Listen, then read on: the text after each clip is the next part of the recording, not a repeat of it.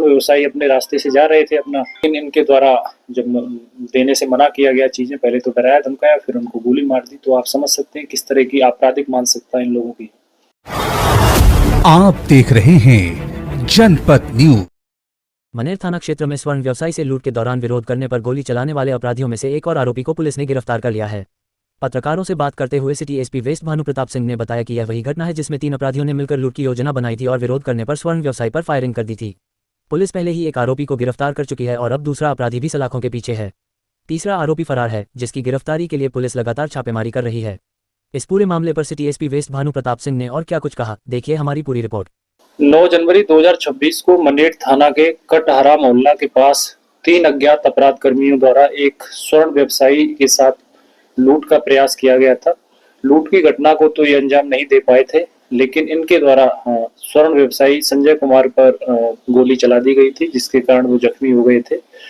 और इस संदर्भ में मनेर थाना में केस नंबर 28/26 भारतीय न्याय संहिता की धारा 309, 311, 109 आर्म्स एक्ट 27 के तहत मुकदमा दर्ज किया गया था। और इसके उद्भेदन के लिए एक एसआईटी का गठन एसएचओ मनेर के नेतृत्व में हुआ था, और जिसमें सारी टीम काम कर रही थी। तो इसका एक अभियुक्त पूर्व में गिरफ्तार करके माननीय न्यायालय के माध्यम से उसको जेल भेजा गया था। और साथ ही घटना ये भी हुई थी उसमें कि जो इसका मुख्य शूटर था जिसने गोली चलाई थी, नीतीश, जब उसको हथियार बरामदगी के लिए ले जा रहे थे तो उसमें उसने पुलिस पर बैक फायर किया था और पुलिस ने आत्मरक्षार्थ और कंट्रोल वे में फायरिंग की थी, जिसके कारण उसके पैर में एक गोली लगी थी और उसको इलाज के लिए हॉस्पिटल भर्ती कराया गया था। लेकिन इसके 2 अपराध कर्मी थे वो वांछित चल रहे थे।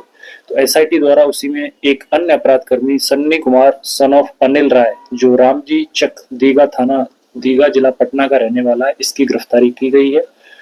और इसके पास से एक देसी कट्टा, 2 कारतूस और 1 मोबाइल फोन जब्त किया गया है। और इस संदर्भ में एक अन्य केस 50/26 मनेर थाना में आर्म्स एक्ट में अलग से दर्ज किया गया है।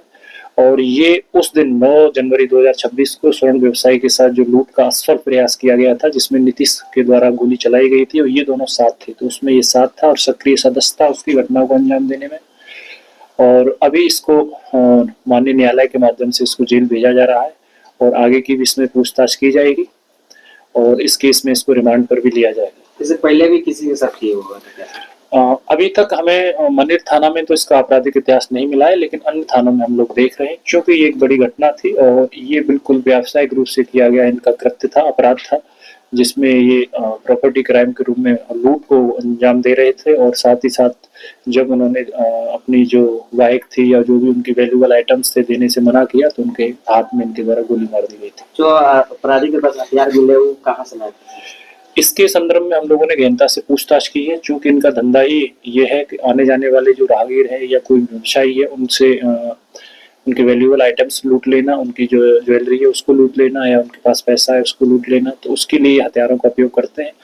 या तो व्यक्ति आसानी से डरकर उनको दे देता है, सरेंडर कर देता है, नहीं देता है तो फिर ये गोली भी मार देते हैं। तो इसके लिए ये लोग अन्य लोगों से इसको खरीदते हैं, उनकी नाम हम अभी उजागर नहीं कर सकते, उन पर भी हम लोग काम कर रहे हैं। जहाँ से लेके आते हैं उनकी गिरफ्तारी जल्दी की जाएगी। संगठित गिरोह ही है, इसमें 3 लोग हैं। ये लोग मिलकर इसी को अपराध को अपना धंधा बना लिए हैं, व्यवसाय बना लिए हैं ये लोग।